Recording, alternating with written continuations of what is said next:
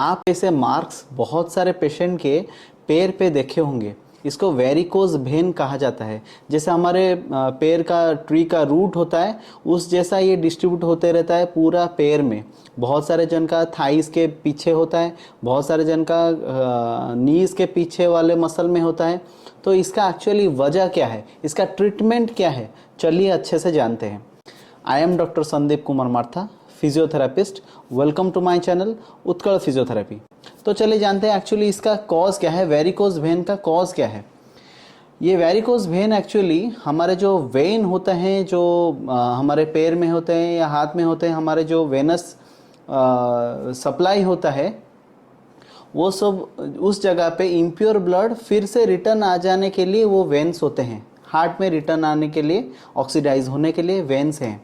तो ये सरफेस में क्यों चले जाते हैं, वेरिकोज वेन लाइक इन्फ्लामेशन क्यों हो जाते हैं। इसका वजह है कि अगर हमारा सियाटिका लाइक पेन हो रहा है, कमर में पेन हो रहा है, नर्व कंप्रेशन हो रहा है, घुटने में पेन हो रहा है, मसल स्टीफ हो रहा है पैर का, पैर चलने में दिक्कत हो रहा है, तब ये धीरे धीरे लीड करता है वेरिकोज वेन को।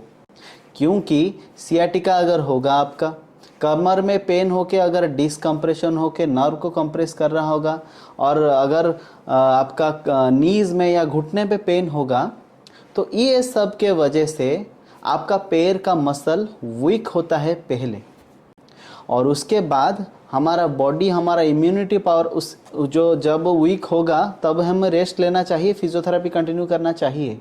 पर वो चीज़ हम नहीं करते। एक चीज़ गलती करते, हम पेन किलर सिर्फ लेते रहते हैं। इसके साथ क्या होता है, पेन किलर लेके हमें थोड़ा तो रिलैक्स आ जाता है, उसी के साथ हम चल देते हैं जहाँ की चलना नहीं था। धीरे धीरे क्या होता है, मसल स्टीफ होता है, और मसल स्टीफ होने के वजह से उसके अंदर जो मसल्स के अंदर जैसे पाइप, हमारा मसल्स के अंदर पाइप जैसे गए हैं, अंदर पाइप जैसे गए हैं, ब्लड वेसल जिसमें हमारा ब्लड जाता है, नर्व्स गए हैं।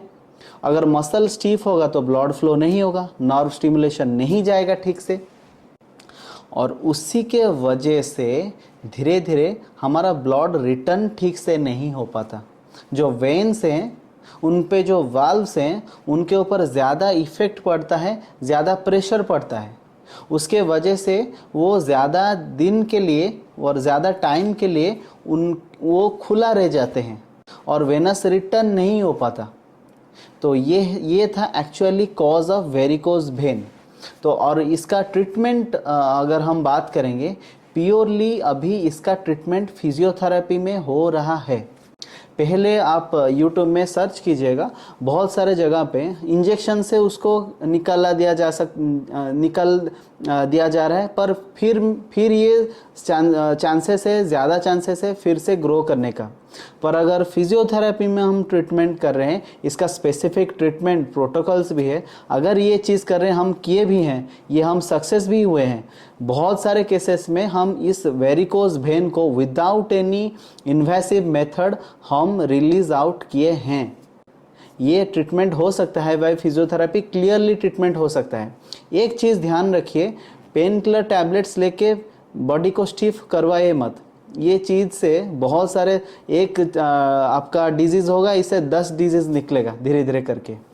तो मान लीजिए, ये आप जानिए कि वेरिकोज वेन का ट्रीटमेंट है। वेरिकोज वेन के वजह से भी आपको एक्किंग पेन भी होता है। रात में क्रैम्प होगा, आपको मसल क्रैम्प होगा, जब रेस्ट लिए होंगे मसल क्रैम्प होगा। तो ये है वेरिकोज वेन का पेन। तो ये जानिए अच्छे से, इसका ट्रीटमेंट प्योरली हो सकता है फिजियोथेरेपी में। तो अगर ये वेरिकोज वेन कोई आपका रिलेटिव या कोई फ्रेंड्स का हो, तो ये आपको इस वीडियो आप उनको शेयर कर सकते हैं। वीडियो अगर पसंद आया तो लाइक कीजिए, और इससे हेल्थ रिलेटेड टॉपिक ज़्यादा देखने के लिए चैनल को सब्सक्राइब कीजिए। जय जगन्नाथ।